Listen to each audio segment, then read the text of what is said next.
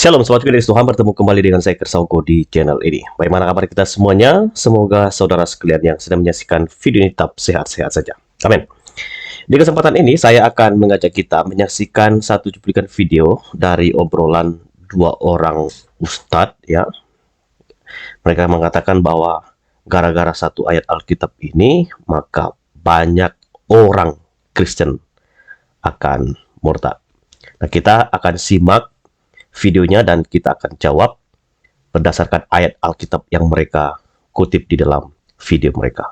Mari kita saksikan cuplikan videonya. Yakni sebutkan satu hal, kalau saudara kita Kristiani membaca ayat itu atau mengetahui tentang pengetahuan itu tentang Bible, dia akan pasti masuk Islam. Apa itu?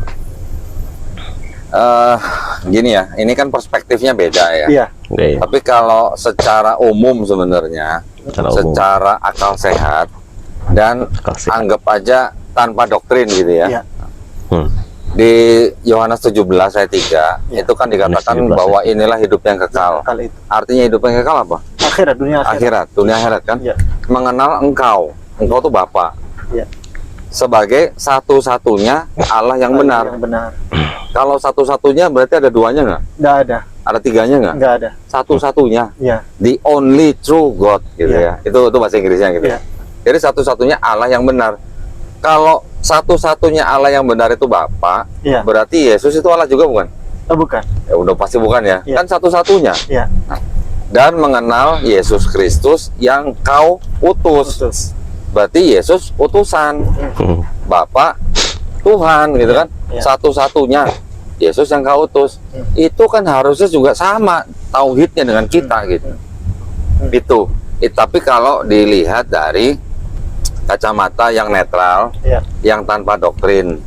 Oke, teman-teman yang dikasih Tuhan, demikianlah cuplikan video dari obrolan mereka. Dan salah satu ayat Alkitab yang mereka kutip adalah Yohanes 17 ayat yang ketiga. Saya akan ajak kita untuk melihat teks itu dan saya akan bahas ini secara singkat saja tetapi jelas supaya pernyataan yang mereka ungkapkan itu dimengerti oleh banyak orang. Dan kita perlu tahu bahwa membaca Alkitab itu tidak bisa dengan comotologi ya. Comot ini benar. Padahal kita itu diajarkan di dalam memahami teks Alkitab harus pahami konteks secara keseluruhan. Itu berarti teks tersebut maksudnya apa dan tidak bisa dicopot-copot satu persatu. Nah, dalam kesempatan ini saya akan membahas ini dan saya akan ajak kita bersama-sama untuk belajar dari ayat yang mereka sudah kutip. Ya, teman-teman, ayat yang mereka kutip ini ada di dalam Yohanes pasal 17 ayat yang ketiga. Saya akan mulai baca di ayat 1 dan paling 4-5 ayat Alkitab saja yang akan saya bahas di dalam teks ini. Yang pertama, demikianlah kata Yesus. Lalu ia menengadah ke langit dan berkata, Bapa, telah tiba saatnya, permuliakanlah anakmu, supaya anakmu mempermuliakan engkau. Ini bicara soal Yesus dan Bapa. Nah, di sini kita bisa memperhatikan teman-teman, di sini muncul doktrin Allah Tritunggal ya. Pribadi pertama Bapa dan pribadi kedua Yesus Kristus muncul. Lalu ayat yang kedua, sama seperti engkau telah memberikan kepadanya kuasa atas segala yang hidup, demikian pula ia akan memberi hidup yang kekal kepada semua yang telah engkau berikan kepadanya. Perhatikan ya. Engkau di sini adalah Bapa yang memberi kepadanya kuasa, maksudnya kepada Yesus ya, atas segala yang hidup. Demikian pula ia, nah ini adalah anak Yesus, akan memberi hidup yang kekal. Tadi dalam obrolan mereka, hidup kekal itu pasti di dalam akhirat dan hidup bersama dengan Bapa di surga. Dan ia akan memberikan hidup yang kekal kepada semua yang telah engkau berikan kepadanya. Baru masuk di ayat 3. Inilah hidup yang kekal itu, yaitu bahwa mereka mengenal engkau. Ini mengenal Bapa satu-satunya Allah yang benar. Ingat ya, satu-satunya Allah yang benar. Orang Kristen itu percaya berapa Allah sih? Hanya satu Allah. Allah itu Esa. Tapi di dalam 3 pribadi yang telah menyatakan diri di dalam Alkitab itu. Jadi orang Kristen itu tidak percaya ada 3 Allah. Orang Kristen itu percaya bahwa Allah itu Esa. Nah, ketika mengatakan mereka mengenal Engkau Bapa di sini, satu-satunya Allah yang benar, tapi ada kata dan mengenal Yesus yang telah Engkau utus. Nah, orang berhenti di sini kata utusnya. Nah, kalau kata utus ini utusan, berarti Yesus lebih rendah dari Bapa ya. Dia hanya utusan. Apakah Yesus hanya utusan? Nah, disinilah konsep Allah Tritunggal yang tidak dipahami oleh orang yang tidak percaya kepada Kristus. Perhatikan baik-baik ya. Hidup yang kekal itu akan diperoleh oleh mereka yang mengenal Bapa, satu-satunya Allah yang benar, dan mengenal Yesus yang telah Engkau utus. Jadi tidak bisa dipisahkan, tidak bisa dilepaskan hanya mengenal Bapa, orang diselamatkan. Tidak. Mengenal Bapa, satu-satunya Allah yang benar, dan mengenal Yesus yang telah Engkau utus. Nah, saya akan menunjukkan bahasa asli dari kata dan, ya, seperti apa yang ada di slide teman-teman ya. Saya akan pakai logika. Ini kata dan, ya. Alkitab memberitahukan kita kata dan itu artinya adalah setara. Jadi kalau orang mengenal Bapa dan mengenal Yesus, kata dan itu antara Bapa dan Yesus itu sama. Apa yang sama? Hakikatnya sebagai Allah. Saya coba contohkan ya.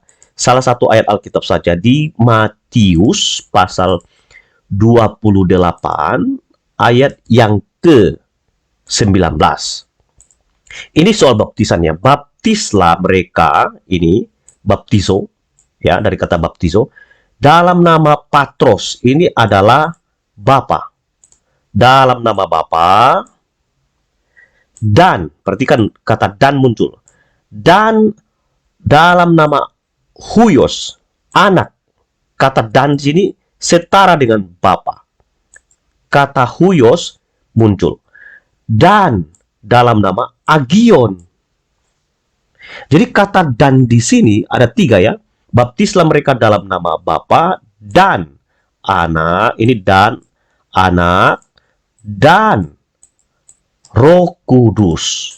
Jadi kata dan itu adalah kata yang menunjukkan setara.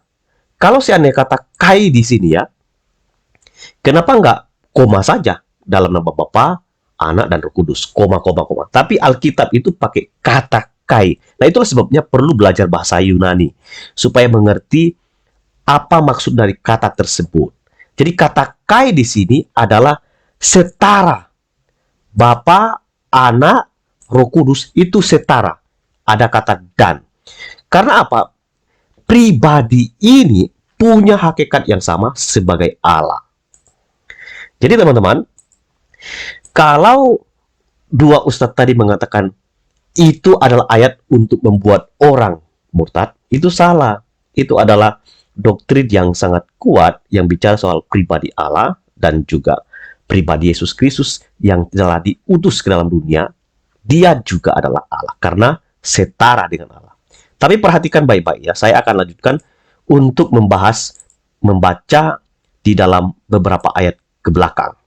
Saya akan baca mulai dari ayat 20 ya.